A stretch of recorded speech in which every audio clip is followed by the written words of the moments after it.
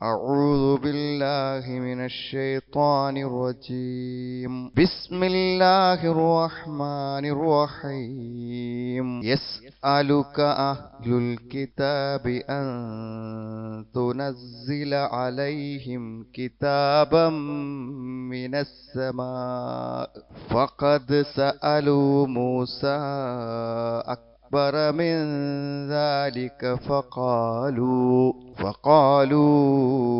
أرنا الله جهرة فأخذتهم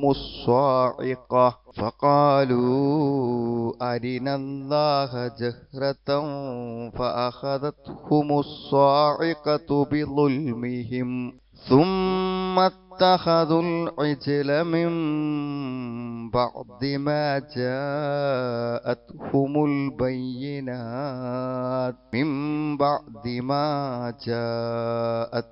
البينات فعفونا عن ذلك وآتينا موسى سلطانا مبينا ورفعنا فوقهم الطور بميثاقهم وقلنا لهم ادخلوا الباب سجدا وقلنا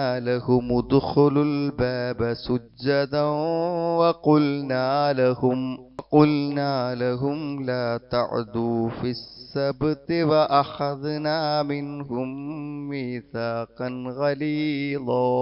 ഇപ്പൊ നോക്കി, ഈ വിശുദ്ധ ഖുർആൻ ഇറങ്ങിയതുപോലെ അല്ല ഈ തൗറാത്ത് ഇറങ്ങിയത്. തൗറാത്ത് എന്നുള്ളത് എഴുതിയ ഒരു ഏടായിട്ടാണ് ആകാശത്ത് നിന്ന് അള്ളാഹു മൂസാ നബി അലൈഹി ഇസ്ലാമിനെ എഴുതി കൊടുത്തു. നമ്മളിപ്പോൾ വഹിയിലൂടെ നബിക്ക് കിട്ടിയിട്ട് നബി അത് സഹാബത്തിന് പറഞ്ഞു കൊടുത്ത് അവരാൽ എഴുതപ്പെട്ട് അത് പിന്നീട് ക്രോഡീകരിക്കപ്പെട്ടിട്ടാണ് ഖുർആൻ നമുക്കൊരു ഏടായി, പുസ്തകമായി, മുസ്ഹഫായി ലഭിക്കുന്നത്. പക്ഷെ തൗറാത്ത് അങ്ങനെയല്ല.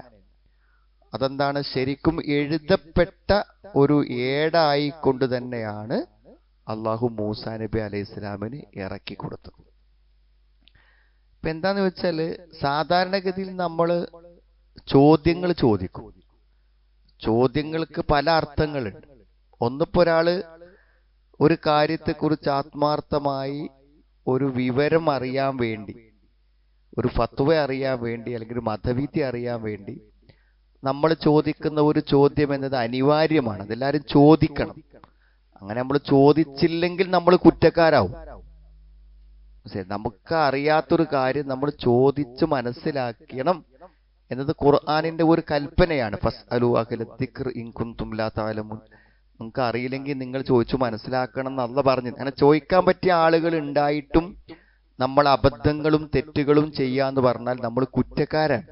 നമുക്ക് വിവരമില്ലാതിരിക്കാം, പക്ഷെ വിവരമുള്ള ആളുകൾ ഉണ്ടായിട്ടും നമ്മൾ അവരോട് ചോദിക്കാതിരിക്കുന്നത് എന്താണ്? ഗുരുതരമായ തെറ്റാണ്. അപ്പൊ ചോദ്യങ്ങൾ അറിയാൻ വേണ്ടിയാണെങ്കിൽ ആ ചോദ്യം ഒരു പുണ്യമാണ്, നിർബന്ധമാണ് എന്നൊക്കെ വേണമെങ്കിൽ പറയാൻ പറ്റും. എന്നാൽ പരിഹസിക്കാൻ വേണ്ടി ചോദിക്കും. ആളുകളെ നമ്പിയെ പരിഹസിക്കാൻ വേണ്ടി ചോദിക്കും. ഇപ്പൊ ചില ജനങ്ങൾ കൂടുന്ന സ്ഥലങ്ങളിലൊക്കെ എന്ത് ചെയ്യും? പരസ്പരം എന്ത് ചെയ്യും? ആളുകളൊന്ന് കളിയാക്കാൻ വേണ്ടി, പരിഹസിക്കാൻ വേണ്ടിയും, എന്തെങ്കിലും ഈ ഒരു ഇന്നർ മീനിങ്, ഉള്ളിലുള്ള എന്തെങ്കിലും കാര്യങ്ങൾ അങ്ങനെ അത് തെറ്റാണ്. പരിഹസിക്കാൻ വേണ്ടി ചോദിക്കാൻ പാടില്ല. പിന്നെ ഉത്തരം മുട്ടിക്കാൻ വേണ്ടി ചോദിക്കും. ഒരാളെ ഉത്തരം മുട്ടിക്കാൻ വേണ്ടി ചോദിക്കുക, അയാൾക്ക് പറയാൻ കഴിയാതിരിക്കുമ്പോൾ അതെന്ത് ചെയ്യും? അയാൾ പരിഹാസ്യനാകുന്നതും അയാൾ പരാജയപ്പെടുന്നതും കാണാൻ വേണ്ടി ചോദിക്കാം. ഇങ്ങനെയുള്ള വ്യത്യസ്തമായ ചോദ്യങ്ങളുണ്ട്. അപ്പൊ അതില് ഒരു കാര്യം കിട്ടാനോ വേണ്ടിയിട്ടല്ല, തങ്ങൾക്കൊരു എക്സ്ക്യൂസ്, ഞങ്ങൾക്ക് ഇതിൽ നിന്ന് തെറ്റിപ്പോകാനും മതം സ്വീകരിക്കാതിരിക്കാനൊക്കെ ഉള്ളതിനു വേണ്ടി പ്രവാചകന്മാരോട് പല ചോദ്യങ്ങളും ജനങ്ങൾ ചോദിച്ചിരുന്നു. അങ്ങനെ മുഹമ്മദ് നബിയോട് ജനങ്ങൾ ചോദിച്ച ഒരു ചോദ്യമാണ്, ഒരു ആവശ്യമാണെന്ത്? ഈ മൂസാ നബിക്ക് തൗറാത്ത് ഇറങ്ങിയത് എഴുതിങ്ങാട്ടാണല്ലോ. അപ്പൊ ഞങ്ങൾക്കും ഖുർആൻ അങ്ങനെ വേണം. അങ്ങനെ ഒരു ഏട് ഞങ്ങൾക്ക് ഇറക്കി തരാൻ പറ്റുമോ? എല്ലാം രേഖപ്പെടുത്തി എഴുതിയിട്ടുള്ളൊരു സാധനം നമുക്ക് ഇറക്കി തരാൻ പറ്റുമോ ചോദിക്കും. അത് ഇറക്കി കിട്ടാനോ അല്ലെങ്കിൽ ദൃഷ്ടാന്തങ്ങൾ ഇല്ലാഞ്ഞിട്ടോ ഒന്നല്ല. അപ്പൊ അത് വളരെ ധിക്കാരപരമായൊരു ചോദ്യമാണ്. കാരണം നമ്മൾ ചോദിക്കുന്നത് ആരോടാണ്? പ്രവാചകൻ. അങ്ങേയറ്റം ആദരിക്കുകയും ബഹുമാനിക്കുകയും ചെയ്യേണ്ട, അത്യുന്നതമായ ആദരവോടുകൂടെ പെരുമാറേണ്ട പ്രവാചകനോടാണ് ഇത്തരത്തിൽ എന്താണ് വളരെ അപകടകരമായ പരിഹാസ്യമായ ഒരു ചോദ്യം ചോദിക്കുന്നത്. അപ്പൊ ആ ചോദ്യം വളരെ ധിക്കാരമാണ്. ആ ചോദ്യത്തിന്റെ ഒരു ഗൗരവം നമ്മളെ ബോധ്യപ്പെടുത്തുകയാണ് ചെയ്യണത്. ഇവരിങ്ങനെ ചോദിക്കും, കാരണം ഇവരെ മുമ്പ് ഉള്ള ആളുകൾ ചോദിച്ച ചോദ്യങ്ങൾ കേട്ടാൽ നമ്മൾ എന്ത് ചെയ്യും? അത്ഭുതപ്പെട്ടു. എന്തൊക്കെയാണ് മൂസാ നബി അലൈഹി സ്വലാമിനോട് അവർ ചെയ്തത്? അള്ളാഹിനെ നേരിട്ട് കാണണം എന്ന് അവർ പറഞ്ഞില്ല. അള്ളാഹുവിനെ ഞങ്ങൾക്ക് നേരിട്ട് കാണിച്ചു തരണമെന്ന്. എത്ര ധിക്കാരികളാണ് അവര്! അതുമാത്രല്ല, ഇവര് പ്രവാചകനെ അനുസരിക്കാതിരുന്നപ്പോ എന്ത് ചെയ്തു വെച്ചാൽ, ഒരു പർവ്വതത്തെ അള്ളാഹു മേലെങ്ങനെ ഇവരെ തലന്റെ മുകളിൽ ഇങ്ങനെ നിർത്തി. വറഫഅനാ ഫൗഖഹും അത്തൂർ. എന്തിനറിയോ? ഈ പർവ്വതം ഇപ്പൊ നിങ്ങളെ തലയ്ക്ക് വീഴും, നിങ്ങൾ ഈ പറഞ്ഞതൊക്കെ കേട്ടോളൂ ഇതാണ്.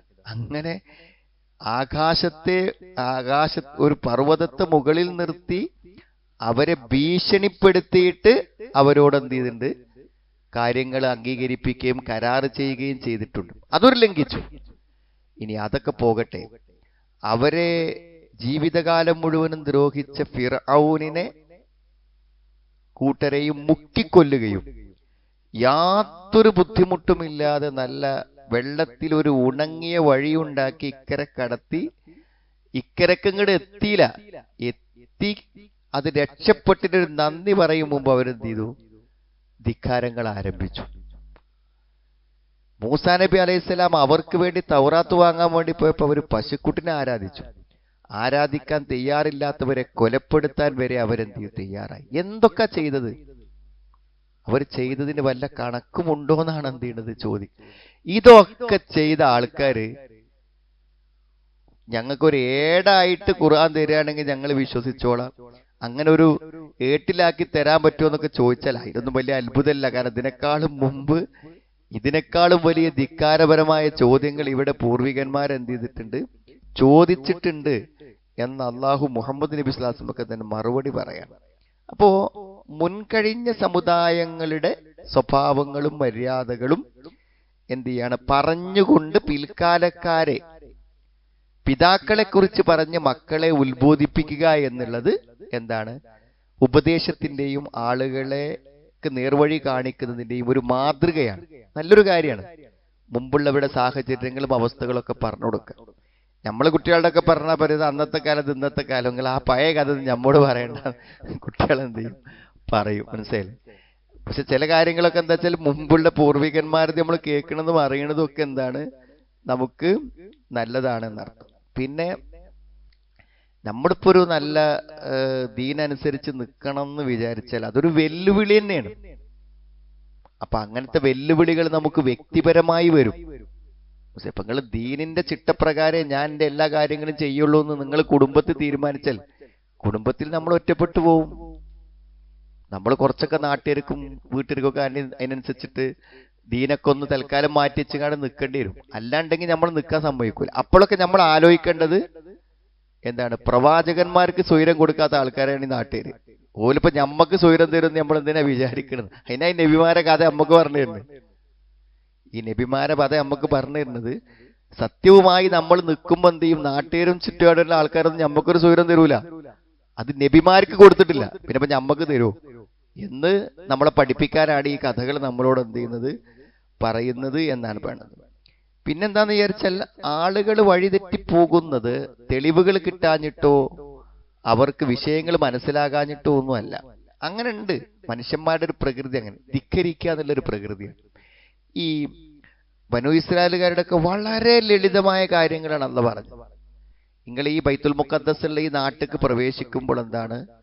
നിങ്ങൾ വദ്ഹുൽ ബാബ സുജ്ജദൻ, നിങ്ങൾ സുജൂദ് ചെയ്ത് ഭക്തിയോടുകൂടെ നിങ്ങൾ അവിടേക്ക് കയറി. വല്ല പണിയുണ്ടോ? കയറുന്ന സമയത്ത് നിങ്ങൾ വളരെ വിനയാനെതിരായി കയറി. വലിയ സംഗതികളൊന്നും ഇവിടെ പറയണത്, സിമ്പിൾ കാര്യങ്ങളെ പറയണത്, വളരെ ലളിതമായ കാര്യങ്ങളെ പറയണുള്ളൂ. പക്ഷെ അതിന് പോലും അവരെന്തല്ലാരും തയ്യാറല്ല. അപ്പൊ അത് ധിക്കാരത്തിന്റെയും ശാഠ്യത്തിന്റെയും ഒക്കെ ഒരു മനസ്സാണ്. അല്ലാതെ ഓലെ നമ്മൾ നേരാക്കാന്ന് വിചാരിച്ചത് പെട്ടെന്നൊന്നും നടക്കണ ഒരു പരിപാടി അല്ല എന്നാണ് എന്ത് ചെയ്യണത് അതിൽ പറയുന്ന ഒരു കാര്യം. പിന്നെ ഖുർആനിലൊരു പ്രയോഗമുണ്ട്, സുൽത്താൻ. തെളിവുകൾക്ക് പറയുന്ന ഒരു പേരാണ് സുൽത്താൻ. സുൽത്താൻ എല്ലാവരും കേട്ട ഭാഗ്യങ്ങൾ. സുൽത്താൻ കേട്ടില്ലേ? സുൽത്താൻ നമ്മളൊരു ഭരണാധികാരിക്കും അധികാരസ്ഥനൊക്കെയാണ് സുൽത്താൻ എന്ന് പറയാം. ടിപ്പു സുൽത്താൻ എന്ന് പറയല്ലേ. അപ്പൊ ഈ സുൽത്താൻ എന്നായ വാക്കിന് അർത്ഥം വരാൻ കാരണം എന്താ അറിയോ?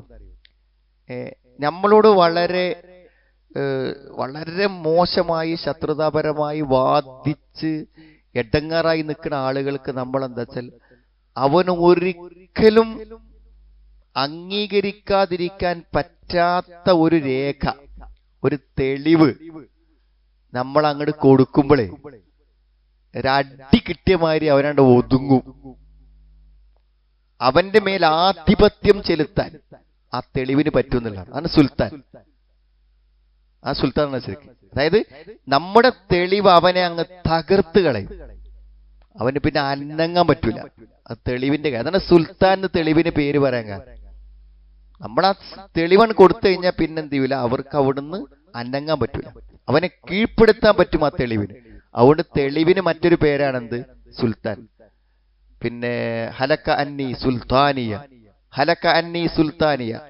പരലോകത്ത് വെച്ചിട്ട് പല ന്യായങ്ങളും വെച്ച് ഞാൻ അവിടുന്ന് രക്ഷപ്പെട്ടു പോകുമെന്ന് പറയുന്ന ആള് അവിടെ ചെന്നിട്ട് എന്ത് ചെയ്യാൻ, നരകത്തേക്കാണ്, ഇടത്തെ കയ്യിലാണ് ഗ്രന്ഥം എന്ന് അറിയുമ്പോൾ പറയുന്ന വാക്കാണ് ഹലക അന്നി സുൽത്താനിയ. എന്റെ എല്ലാ തെളിവുകളും പ്രമാണങ്ങളും എന്ത് ചെയ്തു, നശിച്ചുപോയി എന്ന് പറയാം. സുൽത്താൻ തെളിവിന് വരാൻ കാരണം ഇവിടെ തന്നെ ഈ ആയത്തിലും അതെന്ത് ചെയ്യുന്നുണ്ട്, പറയുന്നുണ്ടായത്.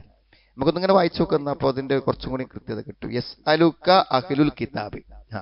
വേദക്കാർ നിന്നോട് ചോദിക്കുന്നത് ആരാണ്? വേദക്കാർ. സാധാരണഗതിയിൽ എന്താ വെച്ചാൽ ഈ വേദക്കാരെ സംബന്ധിച്ചിടത്തോളം എന്ന് പറഞ്ഞാൽ അവർക്ക് ഈ പ്രവാചകൻ, പ്രവാചകത്വം, അമാനുഷിക ദൃഷ്ടാന്തം, വേദഗ്രന്ഥം, സ്വർഗം, നരകം, പരലോകം, മലക്ക്, വഹി, ഇതൊന്നും ഇവരെ പഠിപ്പിക്കേണ്ട കാര്യമില്ല. ഇതൊക്കെ ശരിക്കും ഇവർക്ക് തന്നെ അറിയുന്ന കാര്യങ്ങളാണ്. മനസ്സിലായി? ഇപ്പൊ ഒരു യൂറോപ്യൻ ലേഡിനെ പറ്റി അവര് ഇസ്ലാമിലേക്ക് റിവേർട്ട് ചെയ്യുന്നതിനെ പറ്റിയിട്ട് എന്ത് ചെയ്തു, ഇപ്പൊ കഴിഞ്ഞ ദിവസം വായിച്ചു. അപ്പൊ അവര് സത്യത്തിൽ എന്താന്ന് വിചാരിച്ചാൽ ഇസ്ലാമിനെ ഏറ്റവും മോശമായി ചിത്രീകരിക്കുന്ന, അത്രയും മോശമായി ഇസ്ലാമിനെ കാണുന്ന ഒരു ലേഡിയാണ്. അപ്പൊ അവരെന്ത് ചെയ്തു വെച്ചാൽ ഏതോ ഒരു കോഴ്സിന് എന്തിനാ ചേർന്നപ്പോ അവിടെ കംപ്ലീറ്റ് മുസ്ലിംസ് ആണ്. ഇവര് മാത്രമേ ഉള്ളൂ ഒരു ക്രിസ്ത്യനായിട്ടുള്ളൂ. അപ്പൊ അവര് ഹസ്ബൻഡിനോട് പറഞ്ഞു, ഞാൻ പോകില്ലാറും, എനിക്ക് ഇത് ഏറ്റവും ശരിയാവൂല. കാരണം മുസ്ലിങ്ങളെ കുറിച്ച് അത്രയും വലിയ തെറ്റിദ്ധാരണയാണ്. അവരെ കൂടെ നിൽക്കുകയോ സഹവസിക്കൊന്നും ചെയ്തിട്ടില്ല. അപ്പൊ ഇയാള് പറഞ്ഞ്, അനക്കൊരു കാര്യം ചെയ്യാ, എന്തിനാ അനക്ക് ഒരക്കണ് ക്രിസ്ത്യനാക്കാലോ. വല്ല ക്ലാസ്സിന് പോയിട്ട് ഓൽക്കൊക്കെ ക്ലാസ് എടുത്തു കൊടുത്തുകൊണ്ട് ഓല മുഴുവനും ക്രിസ്ത്യാനിയാക്കിയാൽ മതിയല്ലോ. അപ്പൊ അവൾക്ക് തോന്നി അത്രയും തീവ്രമായ മത ഇതുള്ള ആളാണ്. അപ്പൊ എന്ത് ചെയ്തു, അവർക്ക് അതൊരു വലിയൊരു പോയിന്റായി തോന്നി. അപ്പൊ ഇവരവിടെ പോയി അവരോടൊക്കെ സംസാരിച്ച്, അപ്പൊ എന്താ വെച്ചാൽ ഇവരെ പിന്നെ ക്രിസ്ത്യനാക്കാൻ വേണ്ടി മെനക്കെട്ട് കാട്ട് അവസാനം എന്ത് ചെയ്തു വെച്ചാൽ ഇതിനു വേണ്ടി ഇസ്ലാമിനെ കുറിച്ച് പഠിച്ചും ഇസ്ലാം വിമർശനം പഠിച്ചും അവസാനം എന്ത് ചെയ്തു, അവർ ഇസ്ലാമിലേക്ക് വന്ന കഥയാണ് എന്തിന്. അപ്പൊ ഇവർക്ക് മനസ്സിലാകാൻ കാരണം എന്താ അറിയോ, ഒരു വേദഗ്രന്ഥത്തിൽപ്പെട്ട ഒരു ക്രിസ്ത്യന് ഇസ്ലാമിനെ കുറിച്ച് പഠിക്കുക എന്ന് പറഞ്ഞാൽ അത് എളുപ്പമാണ്. ഒരു ഒരു പിന്നെ വേദക്കാരല്ലാത്ത ആളുകളെക്കാളും വളരെ എന്ത് ചെയ്യണം, വഹി എന്താണ്, ജിബ്രീൽ എന്താണ് എന്നൊക്കെ ചോദിച്ചാൽ വേഗം മനസ്സിലാവും. മൂസാ നബി എന്താണ്, ഇബ്രാഹിം നബി എന്നൊക്കെ പറഞ്ഞ് വേഗം മനസ്സിലാവും. ചെറിയ വ്യത്യാസങ്ങളെ പദപ്രയോഗങ്ങൾ. അപ്പൊ അതുകൊണ്ട് എന്താ വെച്ചാൽ ഈ വേദക്കാർ വന്ന് ചോദിക്കുക എന്ന് പറഞ്ഞാൽ അത് മുശ്രിക്കുകൾ ചോദിക്കുന്ന പോലെ ചോദിക്കാൻ പാടില്ല അവർ. കാരണം അവർക്ക് ഇതിന്റെയൊക്കെ അടിസ്ഥാനങ്ങൾ അറിയുന്ന ആളാണ്. എന്നിട്ട് ഒരു വന്നെന്താ ചോദിക്കുന്നത്, യസ് അലുക അഹ്ലുൽ കിതാബ്, വേദക്കാരായ ആളുകൾ നിന്നോട് ചോദിക്കുന്നു, അൻ തുനസ്സില അലൈഹിം കിതാബൻ മിനസ് സമാ, ആകാശത്തു നിന്ന് അവർക്ക് എന്ത് ചെയ്യണം, നീ ഒരു ഗ്രന്ഥം അവർക്ക് ഇറക്കി കൊടുക്കണമെന്ന്. ഞാൻ പറഞ്ഞല്ലോ, മുഖവര് പറഞ്ഞു. അതായത് മൂസാ നബിക്ക് തൗറാത്ത് ഇറങ്ങിയത് എഴുതപ്പെട്ട ഒരു ഏടായിട്ടാണ് ഇറങ്ങിയത്. അപ്പൊ അതേപോലെ ഇറങ്ങാത്തത് എന്ത് എന്നാണ് ഇവർ ചോദിക്കുന്നത്. അപ്പൊ അത് ഇറക്കി കൊടുത്താൽ ഞങ്ങൾ എന്ത് ചെയ്യാം, നമുക്ക് വിശ്വസിക്കാം. ഞങ്ങൾക്ക് ഇപ്പൊ എന്താ വെച്ചാല് ബോധ്യപ്പെടാത്തൊരു പ്രശ്നമാണ്. അപ്പോ തൗറാത്ത് ഇറങ്ങിയ മാതിരി ഇറങ്ങുകയാണെങ്കിൽ, ആകാശത്ത് നിന്ന് വരികയാണെങ്കിൽ കുറച്ചും കൂടിയും ബോധ്യപ്പെടുമല്ലോ എന്താണ് അവരുടെ ന്യായം. അപ്പൊ ബോധ്യപ്പെടാൻ വേണ്ടിയൊന്നല്ല. അൻ തുനസ്സില അലൈഹിം കിതാബൻ മിനസ് സമാ. അപ്പൊ അള്ളാഹ് മറുപടി പറയണം, ഫഖദ് സഅലു മൂസ അക്ബറ മിൻ ദാലിക, മൂസനോട് ഇതിനേക്കാളും വലുത് ചോദിച്ച ആൾക്കാരവര്. എന്നോടിപ്പോ എന്താ വെച്ചാൽ രേഖപ്പെടുത്തപ്പെട്ടൊരു ഏട് ഇറക്കണം എന്നല്ലേ പറഞ്ഞിട്ടുള്ളൂ. മൂസാ നബിനോട് അവരെന്തൊക്കെ ചോദിച്ചത്, പടച്ചോനിൽ വിശ്വസിക്കണേ, പടച്ചോൻ ഞങ്ങൾ കാണണം എന്നാണ്. അതിനേക്കാളപ്പുറത്ത് പറയുന്നത് പടച്ചവനിൽ ഞങ്ങൾ വിശ്വസിക്കണമെങ്കിൽ എന്താണ്, അരിനല്ലാഹ ജഹ്റത്തൻ, അള്ളാനെ ഞങ്ങൾക്ക് ശരിക്കും ഇങ്ങനെ കാണണം എന്നാണ്. മനസ്സിലായി? കാണിച്ചു കൊടുക്കാൻ എന്താ തടസ്സം? ആ ആ അള്ളാനെ കാണാനുള്ള കണ്ണുകൾ അവർക്ക് ഇവിടെ ഇല്ല. അള്ളാഹുവിനെ കാണാനുള്ള കണ്ണുകൾ അവർക്ക് ഇവിടെ ഇല്ല. അതുകൊണ്ടത് സാധ്യല്ല. അത്രയും അസാധ്യമായ കാര്യമാണ്. പിന്നെ പടച്ചോന്റെ അസ്തിത്വം നമ്മൾ ഖുർആൻ തന്നെ നോക്കുമ്പോൾ അള്ളാഹുവിന്റെ വുജൂദിനെ, അസ്തിത്വത്തെ ബോധ്യപ്പെടുത്താൻ വേണ്ടി വല്ലാതെ ഒന്നും ഖുർആൻ ഇടങ്ങേറാകണില്ല. അതിന്റെ ആവശ്യമില്ല എന്നുള്ളത്. അള്ളാഹു ഉണ്ട് എന്ന വസ്തുത ബോധ്യപ്പെടുത്താൻ മനുഷ്യന്റെ മനസ്സ് മതി. മനുഷ്യന്റെ പ്രകൃതിയിൽ അതുണ്ട്. ഇടങ്ങേറായ മനുഷ്യൻ അറിയാതെ വിളിക്കും. അതിനൊരു സന്ദേശം വേണ്ട. പിന്നെ ഈ പ്രകൃതി മുഴുവനും അതിനെന്താണ്? സാക്ഷിയാണെന്ന് മനസ്സിലായി. അത് നമ്മൾ വെറുതെ സൗരയൂഥത്തിലെ ഗോളങ്ങളെയും ഗ്രഹങ്ങളെയും കുറിച്ചൊന്ന് വെറുതെ ഒന്നും വായിച്ചു നോക്കിയാൽ മതി. എന്താണ് ശുക്രൻ, എന്താണ് ബുധൻ? നമ്മൾ അത്ഭുതം. ഇത് ഈ ശുക്രനെയൊക്കെ കുറിച്ച് വായിച്ചാൽ നമ്മൾ നരകം ഇങ്ങനെ കാണും. ഈ നരകത്തിലെ ലാവകൾ എന്നൊക്കെ പറയണ്ടല്ലോ, ഒന്നുമില്ല.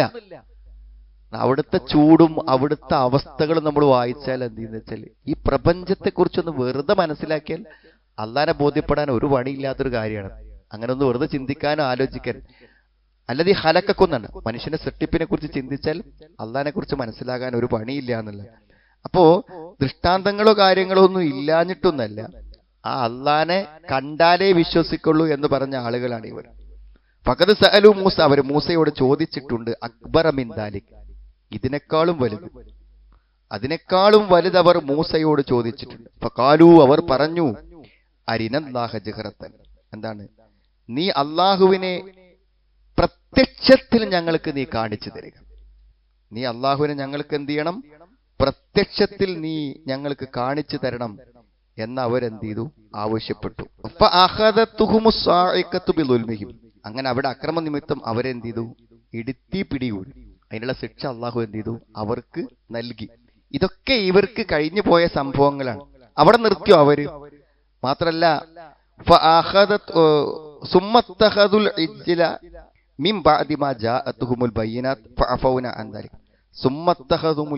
അവരെന്ത് ചെയ്തു?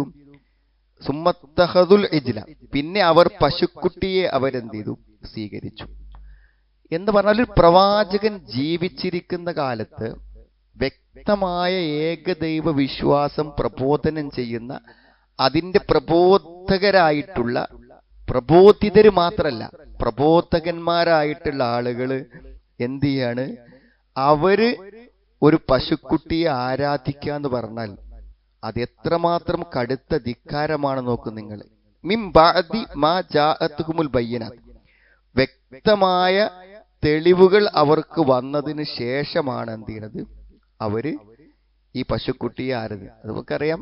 പിന്നെ അവര് മൂസാ നബി അലൈഹി സ്വലാം തൗറാത്ത് വാങ്ങാൻ വേണ്ടി പോയ സമയത്ത് എന്ത് ചെയ്തു വെച്ചാൽ സാമിരി ലഹു ഖുവാറാണ്, ഒരു പ്രത്യേക ശബ്ദം പുറപ്പെടുവിക്കുന്ന ഒന്നാണ്.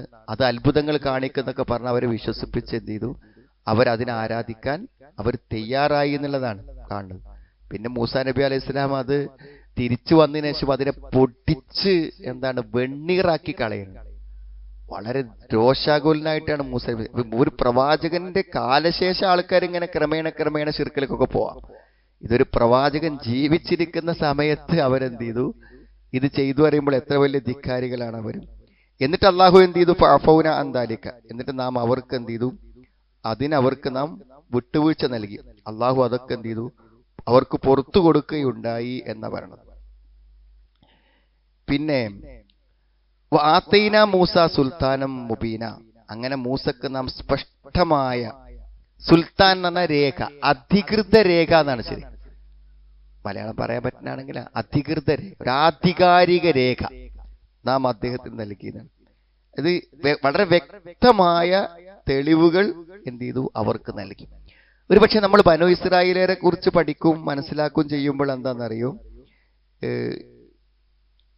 ഏറ്റവും അധികം കടുത്ത ധിക്കാരം അള്ളാഹുവോടും പ്രവാചകന്മാരോടും കാണിക്കാൻ ഒരു മടിയില്ലാത്ത ആൾക്കാരാണ് അവർ.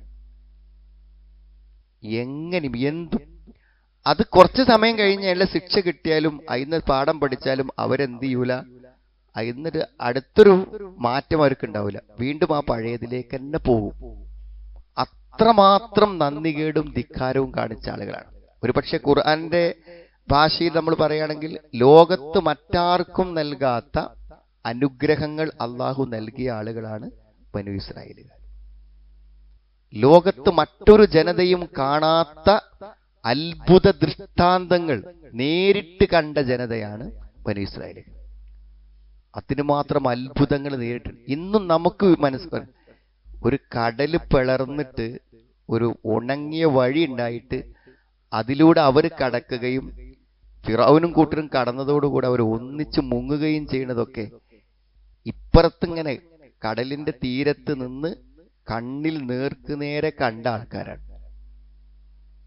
അതെത്ര കുറച്ച് സമയമുള്ളവരെങ്ങൾക്ക് അത് മനസ്സിൽ നിൽക്കുക, ആ ദൃഷ്ടാന്തങ്ങളും അത്ഭുതങ്ങളൊക്കെ. തൊട്ടടുത്ത നിമിഷം പാറയിൽ അടിച്ചിട്ട് എന്ത് ചെയ്താണ്, ഒരു ഉറവല്ല, 12 ഗോത്രക്കാർക്ക് 12 ഉറവകൾ അള്ളാഹു എന്ത് ചെയ്തു, ഇദസ്തസ്കാ മൂസ ലിഖൗമിഹി എത്തിച്ചു കൊടുത്തു. എന്തൊക്കെ അനുഗ്രഹങ്ങൾ. പിന്നെ പരീക്ഷണങ്ങൾ, പല വിധത്തിലുള്ള പരീക്ഷണങ്ങൾ അവർക്ക്, പേന് കൊണ്ട്, രക്തം കൊണ്ട്, എന്തൊക്കെ പരീക്ഷണങ്ങൾ അവർക്കുണ്ടായി. ഇതൊക്കെ ഉണ്ടായിട്ടും അനുഭവിച്ചിട്ടും അതിൽ നിന്നും പാഠം പഠിക്കുകയോ മാറുകയോ ചെയ്തിട്ടില്ല. കഠിനമായ ധിക്കാരങ്ങൾ ചെയ്തിട്ട് അവസാനം അള്ളാഹുവോട് എന്ത് ചെയ്യും, പശ്ചാത്തപിക്കുമ്പോൾ അള്ളാഹു അവർക്ക് അത് എന്ത് ചെയ്യും, പുറത്തു കൊടുക്കും. ഇങ്ങനെയൊക്കെ ചെയ്തിട്ടും അവരിൽ നിന്ന് ഉണ്ടായിട്ടില്ല, ഒരു മാറ്റം ഉണ്ടായിട്ടില്ല എന്നുള്ളതാണ് ഈ പറയുന്നത്. പിന്നെ വറഫഅനാ ഫൗഖഹുമുത്തൂർ, വറഫഅനാ ഫൗഖഹുമുത്തൂറ, അങ്ങനെ അവരുടെ മേൽ നമ്മൾ എന്ത് ചെയ്തു, പർവ്വതത്തെ ഉയർത്തുകയും ചെയ്തു. തൂർ എന്നുള്ളൊരു പർവ്വതത്തിന്റെ പേരാണ്. തൂർ എന്ന് പറഞ്ഞാൽ തന്നെ എന്താ അർത്ഥം, പർവ്വതം എന്നാണ് അർത്ഥം കേട്ടോ. അപ്പൊ ഒന്നാണ് അവരുടെ വറഫഅനാ ഫൗഖഹുമുത്തൂറ ബിമീസാഖി, അവരോടുള്ള ഒരു കരാറ് സംബന്ധിച്ച് അവരുടെ മീതെ നാം പർവ്വതത്തെ ഉയർത്തി. എന്നാൽ അവരിൽ നിന്ന് കരാറ് വാങ്ങിയത് ഈ പർവ്വതത്തെ ഉയർത്തിയിട്ടാണ്. അതായത് ഒരു പർവ്വതം എന്ത് ചെയ്യുക, ഭൂമിയിൽ നിന്ന് അങ്ങോട്ട് പൊന്തിയിട്ട് ഇവരെ മേലെങ്ങനെ ശരിക്കും നിൽക്കുക. എന്നിട്ട് ആ പർവ്വതം അവരുടെ മേൽ ഏത് സമയം എന്താണ് പിന്നെ വീഴാം, ഏത് സമയത്തും അവരുടെ തലയിലൂടെ പൊളിഞ്ഞു വീഴും എന്ന് അവരെ ഭീഷണിപ്പെടുത്തിയിട്ടാണ് എന്ത് ചെയ്യണത്, അവരൊക്കെ ഈ കരാറ് ചെയ്യിപ്പിക്കുന്നത്. അങ്ങനെ അവര് അള്ളാഹുവോട് ചെയ്ത കരാറുകളെയും അവരെന്ത് ചെയ്തു, ലംഘിച്ചു എന്നാണ്. കാരണം ഈ വറഫഅനാ ഫൗഖഹുമുത്തൂറ ബിമീസാഖി. പിന്നെ മറ്റൊന്ന് മുഫസ്സിരീൻ പറഞ്ഞ ഏറ്റവും ലളിതമായ, അവർക്ക് വളരെ സിമ്പിളായി ചെയ്യാവുന്ന കാര്യങ്ങളാണ് അവരോട് എന്ത് ചെയ്യുന്നത്, കൽപ്പിക്കുന്നത്. എന്നിട്ട് പോലും അത് ചെയ്യാൻ അവർ തയ്യാറല്ല. അപ്പോ പറയുന്ന കാര്യങ്ങൾ ചെയ്യാൻ പ്രയാസമുള്ളത് കൊണ്ടോ ബുദ്ധിമുട്ടുള്ളത് കൊണ്ടോ ചെയ്യാതിരിക്കുക എന്നുള്ളത് സ്വാഭാവികമാണ്.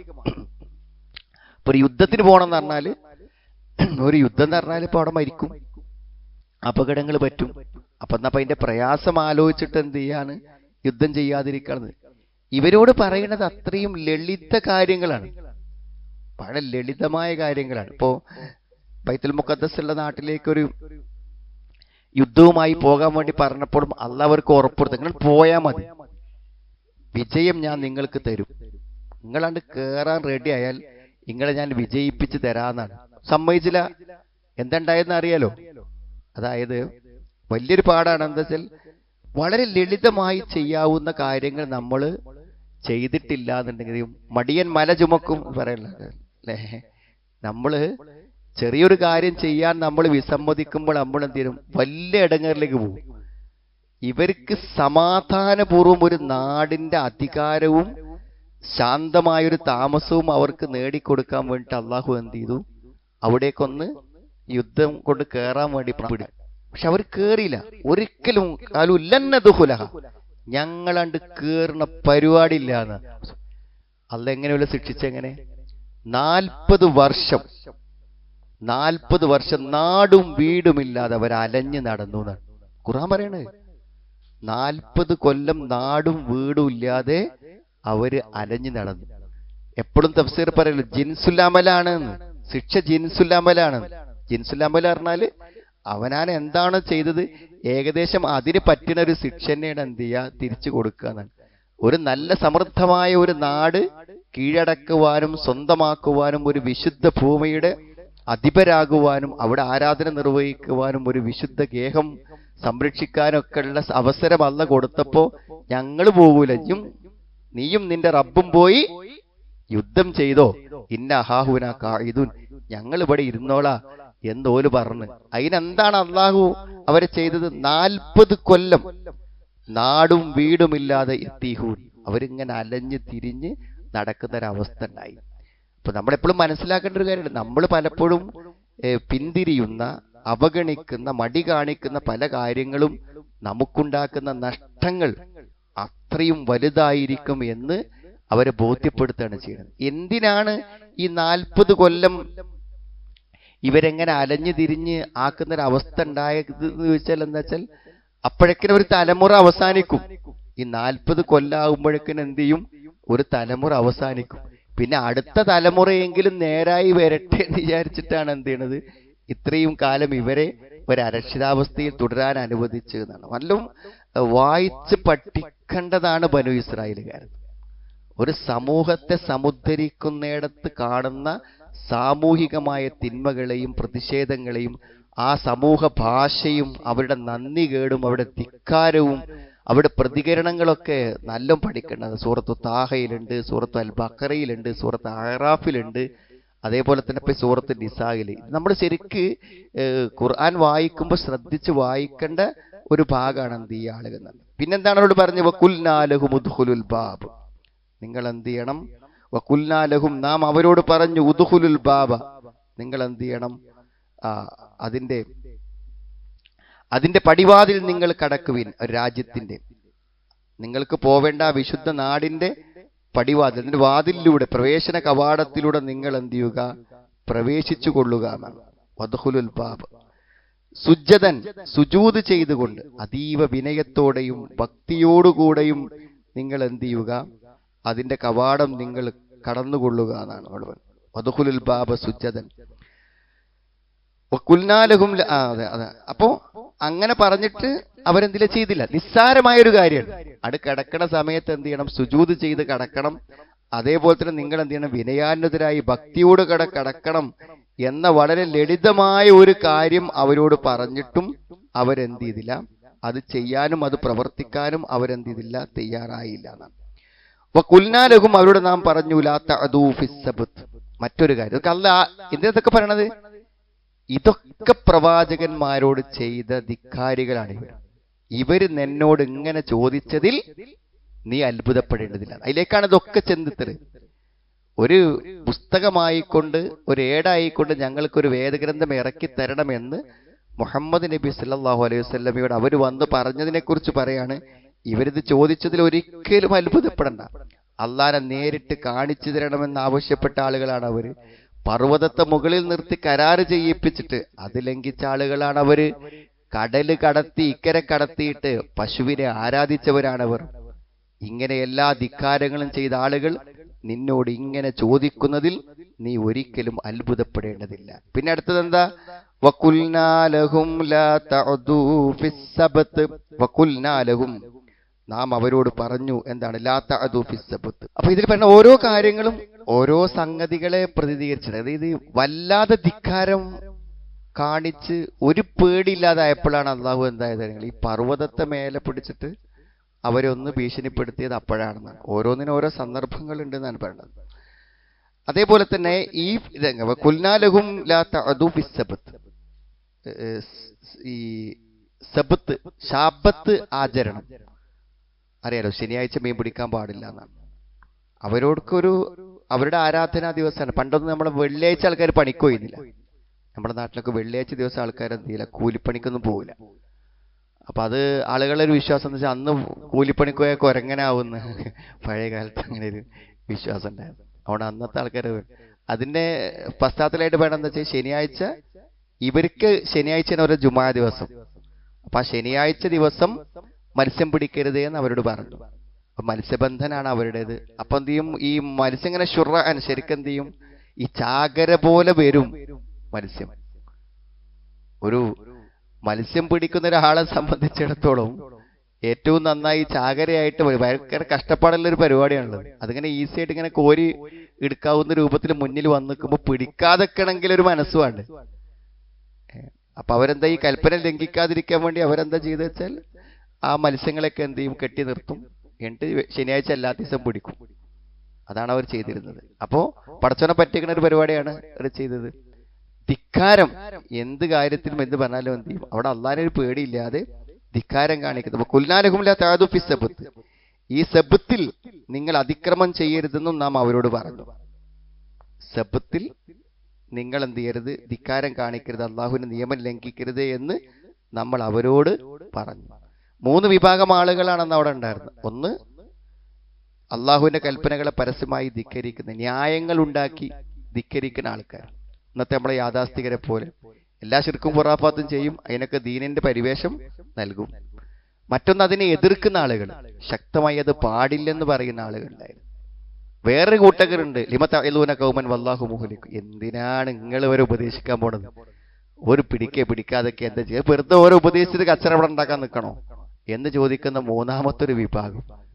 എവിടെയും ഈ 3 വിഭാഗം ആൾക്കാരുണ്ടെന്നാണ്. ഒന്ന്, എല്ലാ തിന്മകളെയും ന്യായം കണ്ടെത്തി ചെയ്യുന്ന ആൾക്കാർ.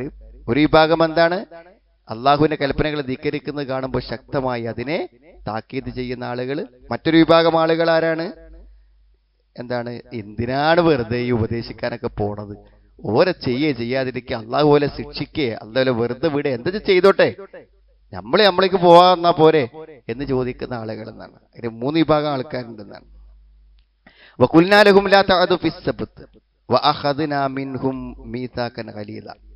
നാം അവരിൽ നിന്നും കനത്ത ഒരു ഉറപ്പ് മേടിക്കുകയും ചെയ്തു. ഒരു കരാർ അവരിൽ നമ്മൾ മേടിച്ചു. എത്രയോ കരാറുകൾ എന്ത് ചെയ്തു, ആ കരാർ ലംഘിച്ചതിനെ കുറിച്ചാണ് അടുത്ത ആയത്തിൽ പറയുന്നത്. അതിലൂടെ അവർക്കുണ്ടായ ശാപം, അള്ളാന്റെ ശാപം ഇറങ്ങിയതിനെ കുറിച്ചൊക്കെയാണ് അടുത്തതിൽ പറയുന്നതെന്നാണ്.